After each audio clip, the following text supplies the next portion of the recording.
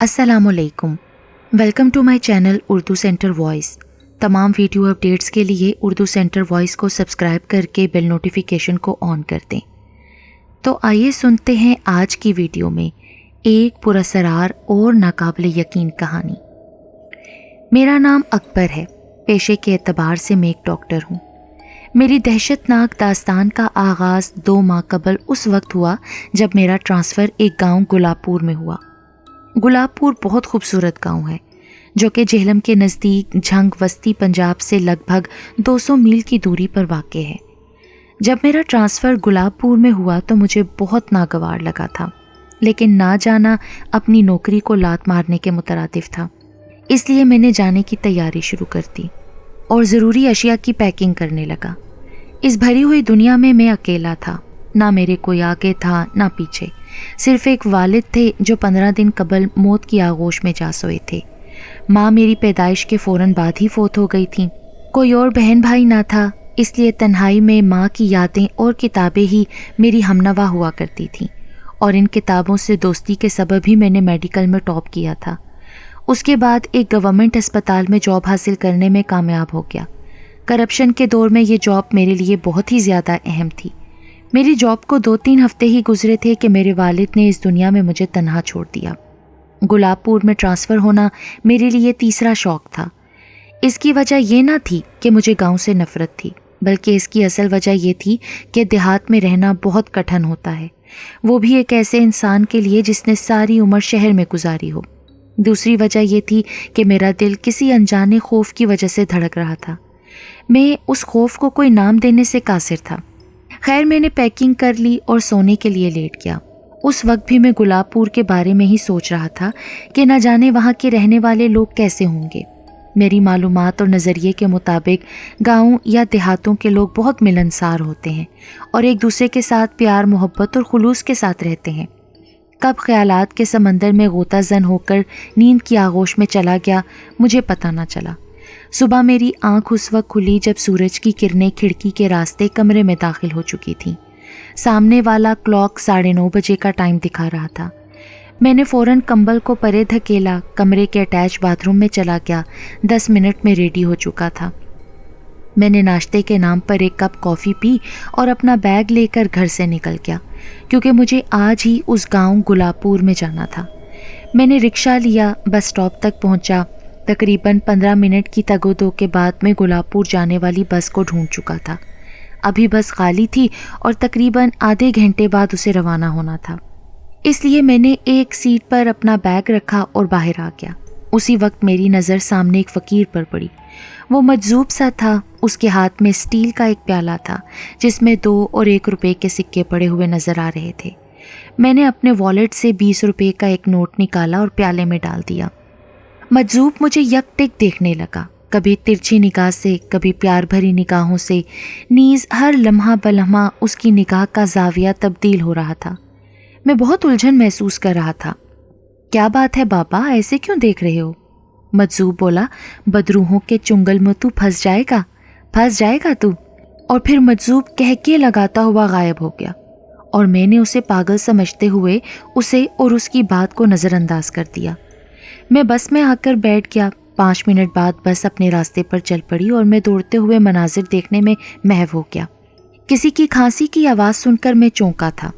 मैंने नज़र घुमाकर वहाँ देखा तो मेरे साथ वाली नशिस्त पर एक 50-55 साला नीम बूढ़ा बराजमान था। उस बूढ़े ने मुझे शाइस्ता अंदाज में पूछा, क्या आप गुलाबपुर जा रहे हैं? जी अंकल, मेरा वहाँ ट्रांसफ़र हुआ है। मैंने जवाब दिया और खिड़की से बाहर दौड़ते हुए मनाजिर देखने लगा। मुझे जाकिर कहते हैं। और आपकी तारीफ़? उस बूढ़े ने पूछा।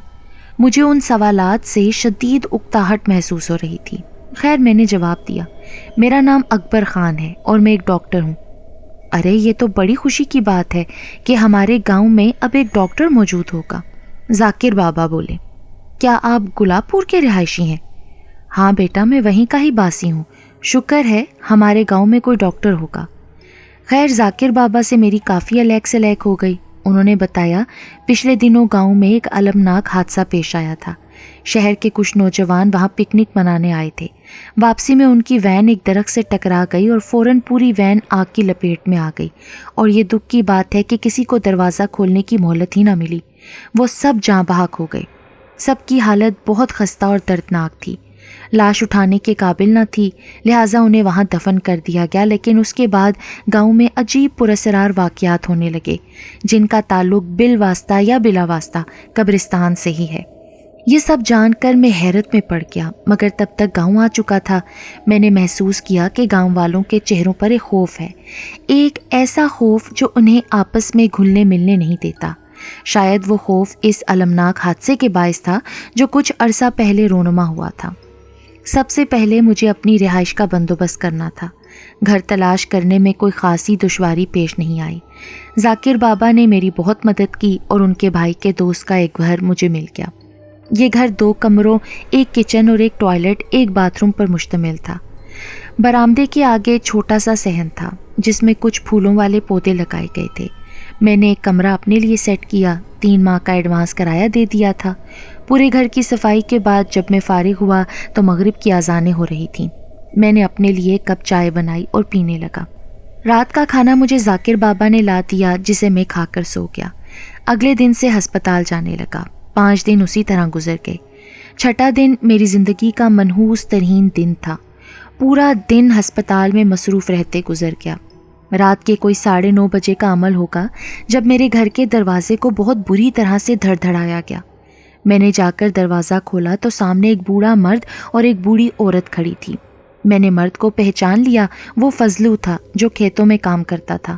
ڈاکٹر صاحب، آپ کو سونے رب کا واسطہ میرے بیٹے کو بچا لیں۔ فضلو کی آواز میں درد کوٹ کوٹ کر بھرا ہوا تھا۔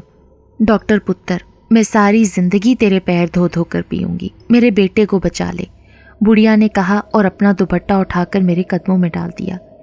ان کے اس عمل سے میرا دل تڑپ اٹھا۔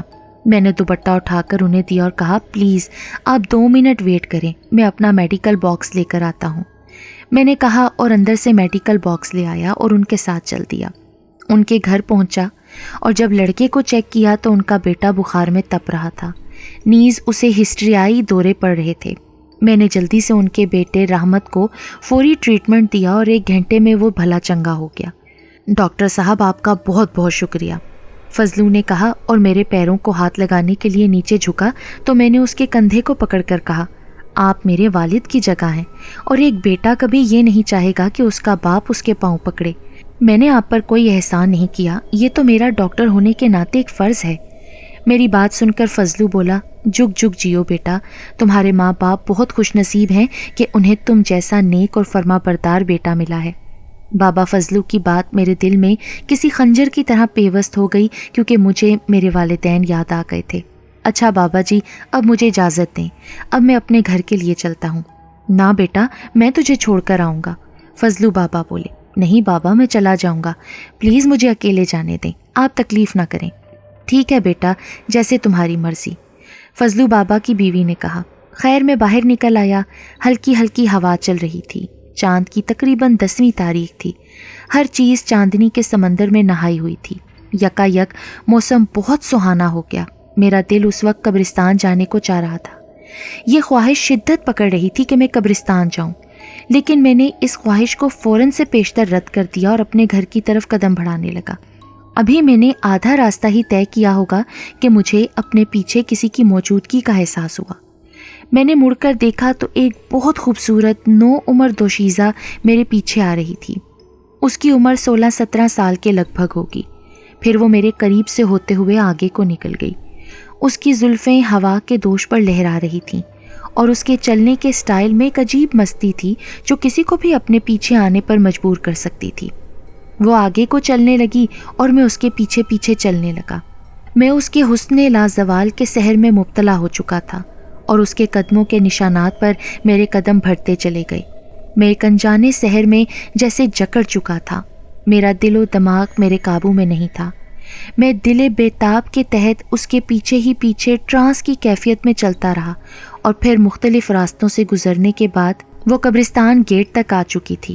میں بھی اس کے پیچھے تھا اس نے چرچراہٹ کے ساتھ قبرستان کا گیٹ کھولا اور اندر داخل ہو گئی، اور میں کسی اندیکھی طاقت کے زیر اثر اندر داخل ہو گیا، اور پھر قبرستان کا گیٹ بند ہو گیا۔ وہ لڑکی ایک قبر پر جا کر لیٹ گئی اور دھواں بن کر قبر میں سما گئی۔ اب مجھے ہوش آیا تو پتہ چلا کہ میں تو بہت فاش غلطی کر بیٹھا ہوں۔ میں نے واپسی کے لیے قدم اٹھائے اور قبرستان کا گیٹ کھولنے کی کوشش کی، مگر بے سود۔ قبرستان کا وہ منحوس گیٹ ٹس سے مس نہ ہوا، اور پھر دوبارہ سے گیٹ کھولنے کی میں کوشش کرنے لگا۔ اچانک پیچھے سے ایک لرزہ براندام کرتی ہوئی چیخ سنائی دی۔ میں خوفناک دہشت ناک حالات سے دوچار تھا۔ دل کو دہلاتی وہ دہشت ناک صورتحال میں برداشت نہ کر سکا، اور پھر اس وقت مجھے احساس ہوا کہ میری پینٹ گیلی ہو چکی ہے۔ پھر میں نے اپنے اعصاب پر قابو پایا، کیونکہ ان حالات میں یہ بے حد ضروری تھا۔ میں نے مڑ کر دیکھا تو اب وہاں ہولناک سناٹے کا راج تھا۔ قبرستان میں لگے سفیدے کے درخت پر اور قبروں پر چاندنی کھل کر برس رہی تھی۔ اکبر خان، اکبر خان، بہت ہی اعصاب شکن چیخوں میں میرا نام لیا جانے لگا۔ یا اللہ، یہ میں کس گھن چکر میں پھنس گیا ہوں۔ اب قبرستان میں پھر سے خاموشی کا راج ہو گیا۔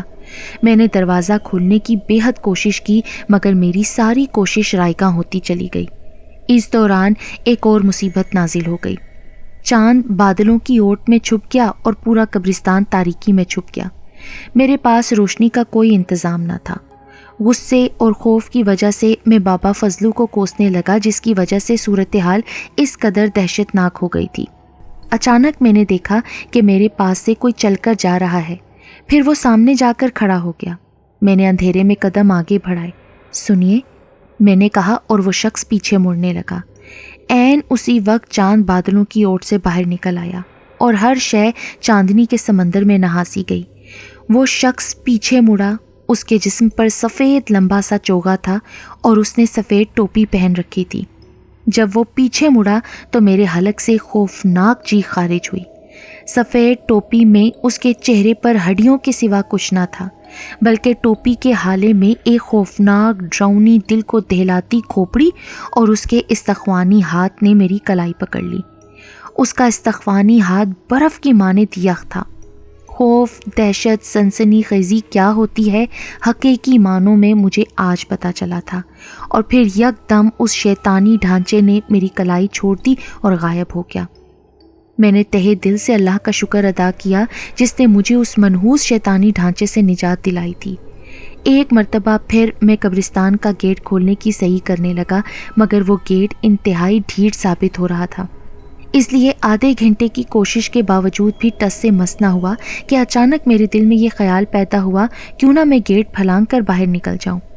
میں حیران تھا خود پر کہ یہ خیال مجھے پہلے کیوں نہیں آیا۔ خیر، میں نے گیٹ کو اوپر سے پکڑ کر جیسے ہی اپنے پاؤں زمین سے اوپر کیے تو کسی نادیدہ قوت نے مجھے پاؤں سے پکڑ کر نیچے کی طرف پھینک دیا، اور میری کوہنی ایک قبر کے کتبے سے جا ٹکرائی جس سے شدید درد محسوس ہو رہا تھا۔ خوش قسمتی سے میرے ہاتھ میں فرسٹ ایڈ باکس تھا جو میں فضلو بابا کے بیٹے کے لیے لایا تھا۔ میں نے باکس میں سے دوا نکالی، لیکن اچانک دوا میرے ہاتھ سے کسی نے چھین لی اور باکس میں دوبارہ جا گرائی۔ باکس بند ہوا اور ہوا میں اڑنے لگا، جبکہ اس وقت ہوا کا نام و نشان نہ تھا۔ خوف سے میں تھر تھرانے لگا اور مجھے اس مجذوب کی بات یاد آ گئی جو مجھے گلاب پور آتے ہوئے ملا تھا۔ اب میرے صبر کا پیمانہ لبریز ہو چکا تھا، سو میں پھٹ پڑا۔ کیا چاہتے ہو تم لوگ؟ کیوں میرا جینا اجیرن کا رکھا ہے؟ خاموشی، موج جیسی گہری خاموشی چھا گئی۔ میں قبرستان کے وسط میں کھڑا تھا۔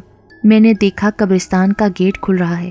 میں بھاگ کر وہاں گیا اور جیسے ہی میں گیٹ سے 2 قدم کی دوری پر تھا، گیٹ اچانک بند ہو گیا۔ یا اللہ، میری آنکھوں میں آنسو آ گئے اور میں اس وقت کو کوسنے لگا جب میں اس قبرستان میں آیا تھا اور جب میرا ٹرانسفر گلاب پور میں ہوا تھا۔ بدروحیں میرے ساتھ خوفناک کھیل کھیل رہی تھیں۔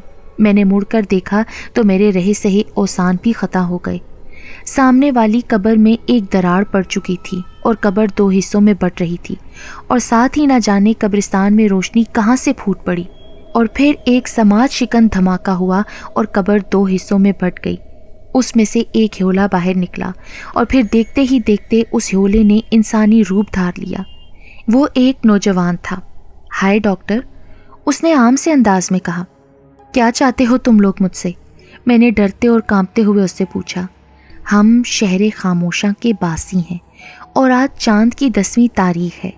چاند کی 10ویں تاریخ کو ہی ہماری بس کا بریک گاؤں والوں میں سے کسی نے فیل کیا تھا اور ہم دنیا سے رخصت ہو گئے، اور اب چاند کی ہر 10 تاریخ تم گاؤں والوں کے لیے منحوس ثابت ہوگی، اور ہم اس گاؤں والوں کو سسکا سسکا کر مار دیں گے۔ مرنے سے پہلے اور بعد میں ہم اپنوں کو نہ دیکھ سکے، اس لیے تم بھی اپنوں کو نہ دیکھ سکو گے۔ اس کام کے لیے کچھ طاغوتی طاقتیں بھی ہمارے ساتھ ہیں۔ آج تم مرو گے اور تمہاری قبر اس قبرستان میں ہی بن جائے گی۔ اتنا کہہ کر اس منحوس نے ہنسنا شروع کر دیا۔ موت تو برحق ہے، مگر جب انسان اپنی موت کو سامنے دیکھتا ہے تو کیا حالت ہوتی ہے، یہ مجھے آج پتا چلا۔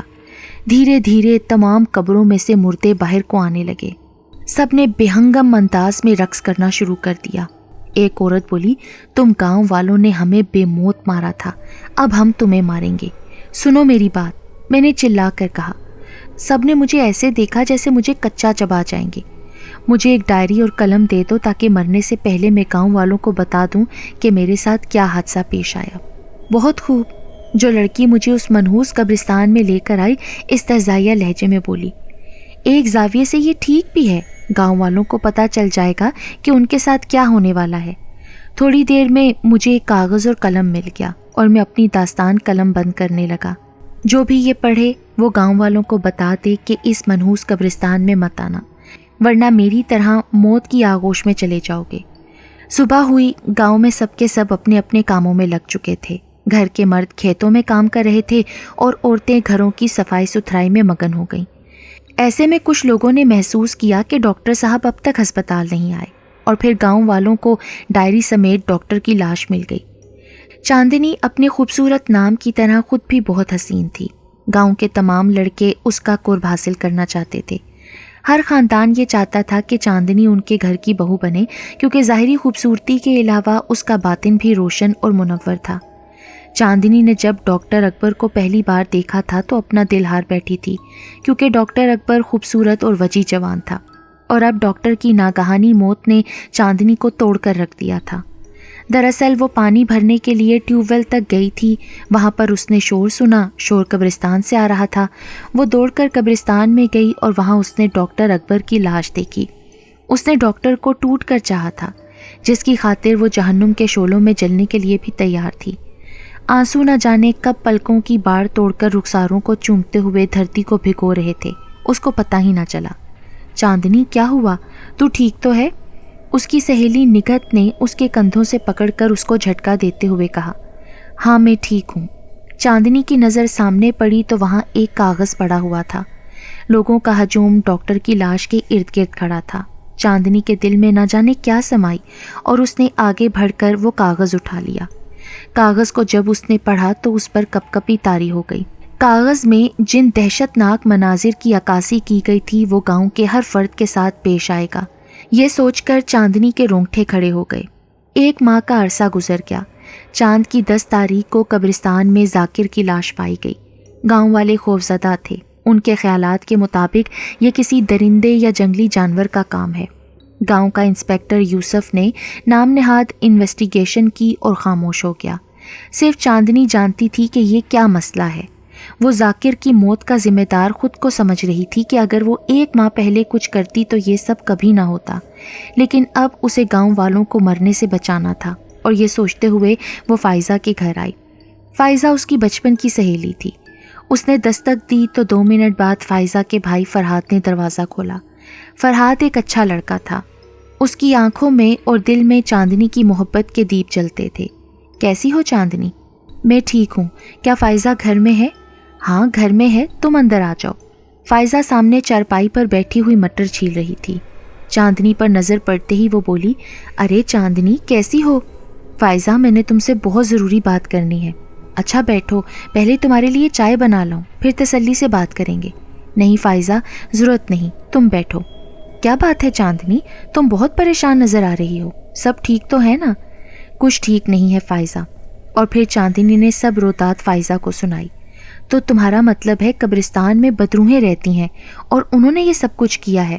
ہاں۔ چاندنی یار، تم پاگل ہو گئی ہو، تمہیں کسی نفسیاتی ڈاکٹر کی ضرورت ہے۔ بدروہیں کہاں ہوتی ہیں یار؟ چاندنی ٹھیک کہہ رہی ہے فائزہ۔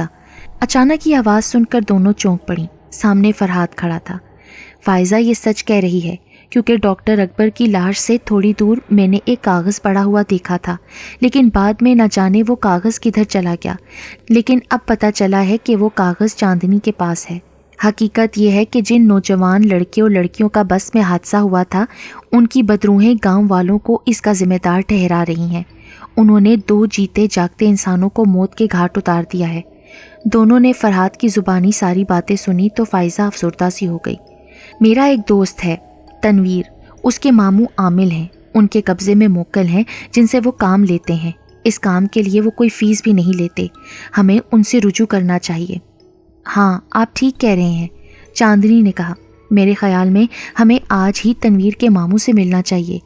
لیکن کیا آپ تنویر کو بدروہوں کے بارے میں بتائیں گے؟ ہاں تنویر بااعتماد ہے، اس سے میری کوئی بات پوشیدہ نہیں، فرحات نے جواب دیا۔ چاند کی 10ویں تاریخ تھی اور ہر شے پر چاندنی کھل کر برس رہی تھی۔ وہ 5 افراد تھے جو قبرستان کی طرف رواں دواں تھے۔ سب سے آگے رفیق بابا تھے۔ رفیق بابا بدروہوں کا خاتمہ کرنے کے لیے قبرستان جا رہے تھے۔ ان سے پیچھے تنویر، فرحات اور دیگر 2 افراد تھے۔ سوائے رفیق بابا کے سب کے دل خوف کے باعث دھک دھک کر رہے تھے۔ قبرستان کا گیٹ نظر آ چکا تھا۔ بابا رفیق نے آگے بڑھ کر قبرستان کا گیٹ کھول دیا۔ قبرستان کا گیٹ خاموشی سے کھل گیا۔ پھر یہ 5 افراد پر مشتمل چھوٹا سا قافلہ قبرستان میں داخل ہوا تو گیٹ خود بخود بند ہو گیا۔ بابا جی نے چاروں افراد کو ایک جگہ بٹھا کر ان کے گرد حصار کھینچا۔ پھر بابا جی خود قبرستان کے وسط میں کھڑے ہو گئے اور بلند آواز میں بولے، اے شر پسند بدروہو، تم سب کا عالم ارواح میں ٹھکانہ کیوں نہ بنا؟ تم سب گاؤں کے لوگوں کو کیوں پریشان کر رہے ہو؟ تم نے ذاکر بابا کو مارنے کے ساتھ ساتھ ڈاکٹر اکبر کو بھی مار دیا، جبکہ وہ اس گاؤں کا نہیں تھا۔ بابا جی کی بات ختم ہوتے ہی قبرستان میں خاموشی چھا گئی۔ پھر دھیرے دھیرے چند قبروں سے ہیولے نکلے اور ان میں سے ایک ہیولا بولا، جب گاؤں والوں نے ہمیں بے موت مارا تھا اس وقت تم کہاں تھے بھٹے؟ ان معصوم گاؤں والوں نے کچھ بھی نہیں کیا تھا، تمہاری بس کے بریک فیل ہو گئے تھے۔ اے مکار بوڑھے، ہم نہیں جائیں گے، ان ہیولوں میں سے ایک نے چلا کر کہا۔ تو پھر ٹھیک ہے، جلنے کے لیے تیار ہو جاؤ، بابا جی نے کہا اور ان کے لب ہلنے لگے۔ ان ہیولوں کی چلانے کی آوازیں اتنی تیز ہو گئیں کہ وہاں بیٹھے نفوس کو اپنے کانوں کے پردے پھٹتے ہوئے محسوس ہوئے۔ 15 منٹ بعد بابا جی کا ورد ختم ہوا تو انہوں نے چاروں طرف پھونک ماری۔ اب ہر طرف خاموشی چھا چکی تھی۔ بابا جی نے سب کو بتایا کہ میں نے ان بدروہوں کا خاتمہ کر دیا ہے۔ 2 ماہ بعد گاؤں میں ہر طرف خوشیاں رقص کر رہی تھیں۔ گاؤں کی تیسری گلی کے آخری مکان میں وہاں فرحات اور چاندنی کی شادی ہو رہی تھی۔ چاندنی اپنے دل سے ڈاکٹر اکبر کی محبت نکالنے کی کوشش کر رہی تھی اور ساتھ ہی رب سے دعا کر رہی تھی کہ وہ اس میں کامیاب ہو جائے اور فرحات کے ہمراہ خوشگوار زندگی بسر کرے۔